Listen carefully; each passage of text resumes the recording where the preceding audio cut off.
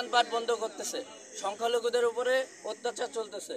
আমরা এইগুলোর কঠোর হস্তে দমন চাই এবং সেই ক্ষেত্রে আমরা প্রশাসন এবং সাধারণ জনগণ এবং প্রেস মিডিয়া যারা আছে সবার সার্বিক সহযোগিতা কাম্য করতে এবং আমরা স্বাধীনভাবে যেন চলাফেরা করতে পারি এবং দোকানপাটে স্বাভাবিকভাবে যেন আসতে পারি। কেউ যেন এসে বলতে পারে না যে এই দোকান খোলা যাবে না, ওই দোকান বন্ধ করো, এরকম আমরা কোনো কিছু চাই না। আমরা চাই স্বাভাবিকভাবে যেন সবাই সুষ্ঠু পরিবেশে যেন আমরা সবাই থাকতে পারি এবং বিভিন্ন করে বহিরাগতভাবে অনেকে আসতেছে, ভিতরে আসতেছে, তারা চেষ্টা করতেছে যেন এটা আমরা বিশৃঙ্খলা একটা যেন সৃষ্টি হয়। স্থানীয়ভাবে আপনারা কোনো উদ্যোগ নিছেন কিনা? স্থানীয় যারা আছে আমরা স্থানীয়ভাবে আমাদের একটা তালিকাও আছে, আমরা একটা কমিটি করেছি, স্বেচ্ছাসেবকের একটা কমিটি করেছি। আমরা রাতভর সবসময় আমরা টিমওয়ার্ক ভাবে আমরা রাতের বেলা একদম 4টা পর্যন্ত, মানে যতক্ষণ ফজরের আজান না দেয় আমরা নির্ঘুম, আমরা প্রত্যেকটা মোড়ে মোড়ে আমরা পাহারা দিচ্ছি।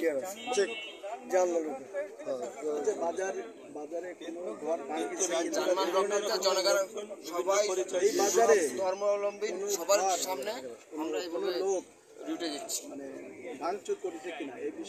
এখানে কোনো নাশকতা হয়েছে কিনা আগে, জোর করে কেউ দোকান বন্ধ করে দিয়ে গেছে কিনা? কথা আমরা শুনেছি কিছু নাশকতা হয়েছে। এখন পূর্বে যেটা হয়েছে অনেক দিনের দীর্ঘদিনের ক্ষোভ এটা অনেকে প্রকাশ করেছে।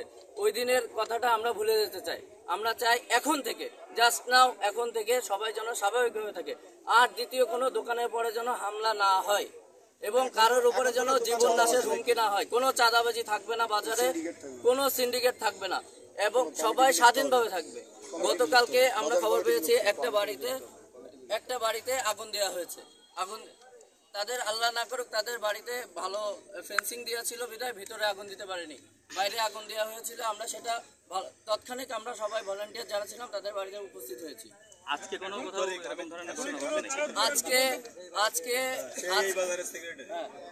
আজকে আমরা এখানে যেসব দোকান বন্ধ ছিল সেইগুলো আমরা এসে এই দোকানগুলো খোলানোর ব্যবস্থা করেছি, কিন্তু তারা এখনো পর্যন্ত ভীতি সন্তুষ্টির মধ্যে আছে যে কখন আবার হামলা হয়।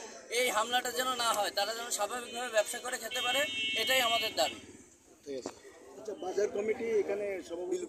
এখানে আমার আরেকটু কথা আছে, এখানে বাজার আমরা কোনো সিন্ডিকেট রাখতে চাই না। এখানে বাজার কমিটি অনিতবিলম্বে বিলুপ্তি ঘোষণা করা হোক। পরবর্তী বাজার কমিটি যখন দেয়া হবে তখন তার আগ পর্যন্ত এই ছাত্র সমাজ এই বাজার পরিচালনা করবে। আমরা যারা মিডিয়া আছি সম্পৃক্ত, আমাদেরকে তোমরা যখনই ডাকবা আমরা